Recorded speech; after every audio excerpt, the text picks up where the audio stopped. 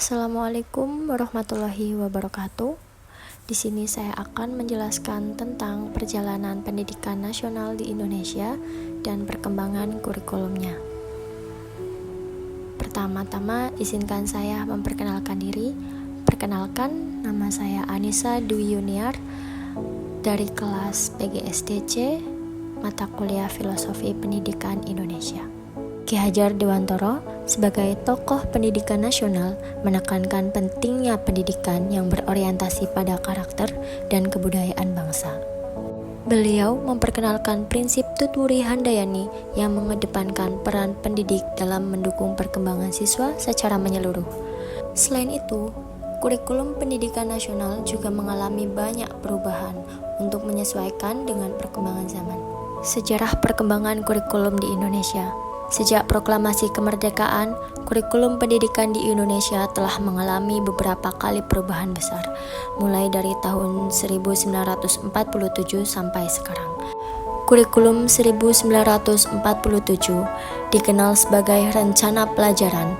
Kurikulum ini berfokus pada pendidikan karakter dan kesadaran bernegara. Yang kedua, kurikulum 1952. Kurikulum ini memperkenalkan sistem pendidikan nasional dengan mengaitkan isi pelajaran dengan kehidupan sehari-hari. Berikutnya, kurikulum 1964 atau Pancawardhana. Kurikulum ini mengembangkan moral, kecerdasan, dan keterampilan siswa secara aktif. Yang keempat, kurikulum 1968. Pendidikan lebih ditekankan pada upaya untuk membentuk manusia Pancasila sejati, kuat, sehat jasmani, mempertinggi kecerdasan dan keterampilan jasmani, moral, budi pekerti, dan beragama.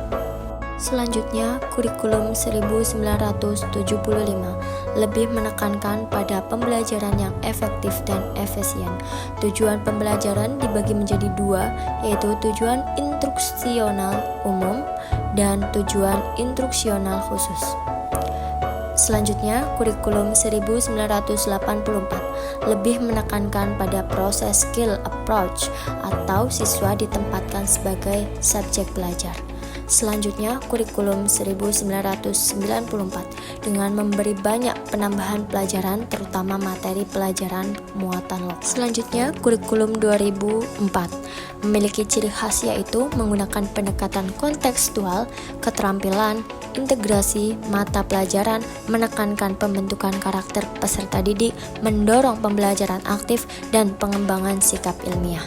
Selanjutnya yaitu kurikulum 2013 atau K13 adalah kerangka kurikulum nasional yang diperkenalkan di Indonesia sebagai bagian dari reformasi pendidikan. Dan yang terakhir yaitu kurikulum Merdeka Belajar, bertujuan untuk memperbaharui sistem pendidikan di Indonesia agar lebih responsif terhadap perubahan zaman dan mempersiapkan siswa untuk menghadapi tantangan global. Selanjutnya yaitu faktor-faktor yang mempengaruhi perkembangan kurikulum. Yang pertama yaitu perubahan sosial dan politik. Setiap perubahan dalam pemerintah seringkali diikuti oleh revisi kurikulum untuk mencerminkan nilai-nilai baru yang diusung oleh pemimpin. Yang kedua yaitu perkembangan ilmu pengetahuan dan teknologi atau IPTEK. Kemajuan teknologi mempengaruhi cara belajar mengajar sehingga kurikulum harus adaptif terhadap perkembangan tersebut. Yang ketiga yaitu tuntutan globalisasi. Dalam era globalisasi ini, pendidikan harus mempersiapkan siswa untuk bersaing secara internasional sehingga kurikulum perlu disesuaikan dengan standar global.